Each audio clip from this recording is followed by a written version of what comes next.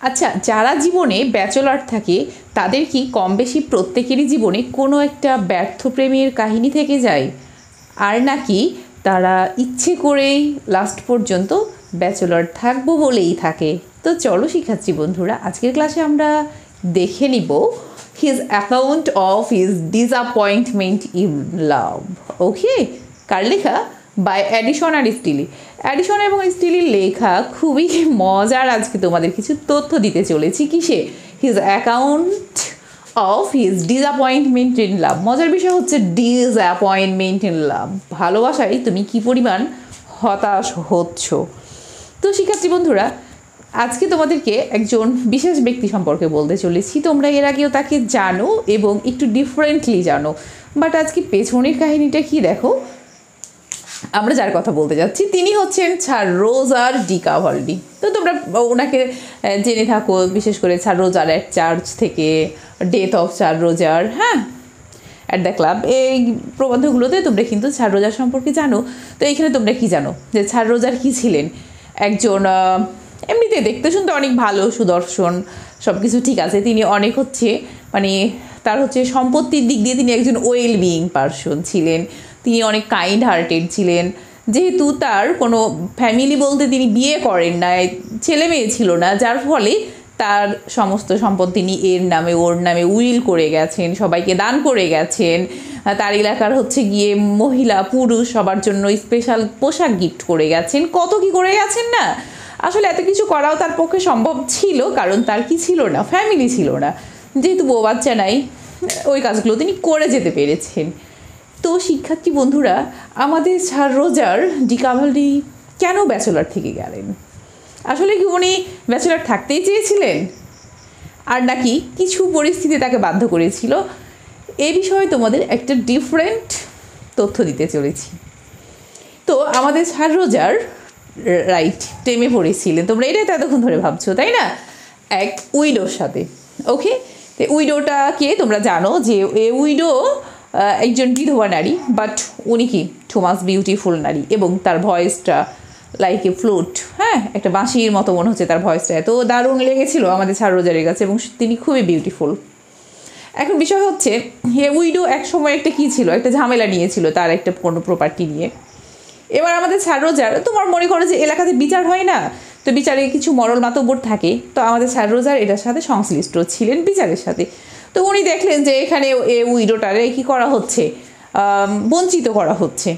তো তিনি আবার দেখতেও বিউটিফুল, কণ্ঠও সুন্দর, তো তার সাথে একটা ভালো আন্ডারস্ট্যান্ডিং রাখাই যায়। এইবার দেখো, এই উইডো কিন্তু অনেক বেশি চালাক, এবং সমাজে কিন্তু আমাদের এরকম অহরহ মানুষের অভাব নেই।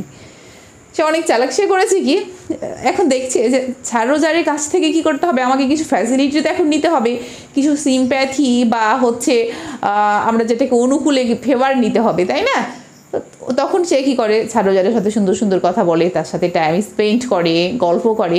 তো দেখা গেছে স্যার রোজার ভেবেছে যে উনি তো উইডো, তো দেখা যাচ্ছে যে আমিও তো, আমি বেশ প্রভাবশালী একজন মানুষ, মানে সহায় সম্পত্তি সব কিছুই রয়েছে। আমি যখন এলাকায় চলাফেরা করি, কত মানুষ আমাকে কত সম্মান করে, কারণ আমার অনেক টাকা পয়সা, আমি প্রচুর দান করি, সবাই খুব ভালোবাসে। তাহলে এই মেয়ে আমার প্রতি অ্যাট্রাক্টিভ হওয়াটা কি খুবই স্বাভাবিক। তো উনি কিন্তু মনে মনে এবার ওই উইডোকে একদম পছন্দ করেন। তো ওনার ইচ্ছে যে উইডোর সাথে তিনি কী করবেন, সংসার করবেন।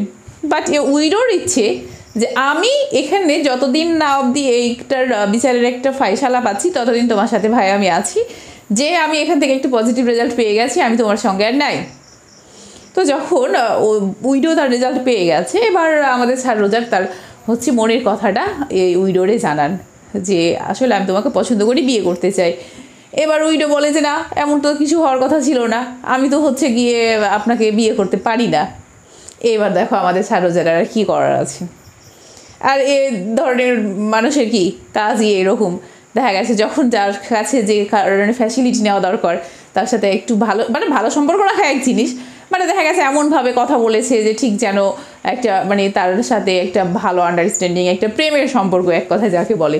তো উইডো এটা মনে মনে দেখা গেছে যে সে খুব, উইডো এটা কনসাসলি করেছে যে আমার উদ্দেশ্য এইটা। বাট স্যার রোজার তো আর এটা জানতো না যে উনি তার জাস্ট বেনিফিট নেওয়ার জন্য আমার সাথে এইভাবে কথা বলছে, এইভাবে গিয়ে চলাফেরা করছে। তো সারোজা তো সত্যি সত্যি ব্যাপারগুলোকে মানে অ্যাক্টিং হিসেবে নেয়নি, উনি কি রিয়ালি নিয়ে ফেলেছিলেন। তো যার কারণে কি হলো, সারোজারের লাইফে একটা ম্যাচিউরিটি আসলো এখান থেকে। হ্যাঁ, উনি ম্যাচিউর্ডও হলেন। আসলে এমন পরিস্থিতি না হলে মানুষ কি হয় না, ম্যাচিউর্ড হয়ও না। তো তিনি খুব ফেড আপ হলেন যে এটা কী হলো। তো তারপরেও উনি ভাবলেন যে যাও, আমি আর জীবনে বিয়েই করবো না, তোমার এই স্মৃতিগুলোর নিয়ে আমি কি করতে পারি, আমার সারা জীবনটা কাটিয়ে দিতে পারি। এবং তিনি তাই করেছেন, তার স্মৃতি নিয়ে তার সারা জীবন কাটিয়েছেন। এবং তোমরা জানো যে এক সময় প্রায় মৃত্যুকালে কী হয়েছিল, সারোজার যখন ওই উইডোর কাছ থেকে একটা চিঠি পেয়েছিল, তার খোঁজ খবর নিয়েছে যে কেমন আছে। এটাতে উনি মহা খুশি যে হ্যাঁ, সে আমার খোঁজ খবর নিয়েছে, মনে রেখেছে, তাকে একটা সম্পত্তি উইল করে দিয়ে চলে গেছে। হ্যাঁ, এই যে দেখছো একটা মানুষের প্রতি কী পরিমাণ টান। তাহলে কী হয়েছে, আমাদের সারোজার ফেড আপ হয়েছেন, বাট হতাশা হয়ে একদম ভেঙে পড়ে যাননি। তিনি সেখান থেকে ম্যাচিউরিটি অর্জন করে তার নেক্সট যতদিন জীবন বেঁচেছেন সেভাবে এগিয়ে গেছেন। তো শিক্ষার্থী বন্ধুরা অ্যাকচুয়ালি এই ছিল যে his account of his disappointment in love. তো সারোজা সম্পর্কে তোমরা এতদিন যে তথ্যগুলো জানতা, তার আড়ালে কিন্তু আরও একটা তথ্য ছিল, যেইখানে বেনিফিটেড ছিল উইডো। এবং আমাদের সারোজার কী হয়েছিলেন, হতাশা হয়েও সেখান থেকে, বাট উনি এগিয়ে গেছেন, একদম ভেঙে পড়ে যাননি। হ্যাঁ, তো এই ছিল ক্লাসটি কেমন লাগলো অবশ্যই কমেন্ট সেকশনে জানাতে ভুলবে না। আজ এ পর্যন্তই, সবাই অনেক ভালো থাকবে, আল্লাহ হাফেজ।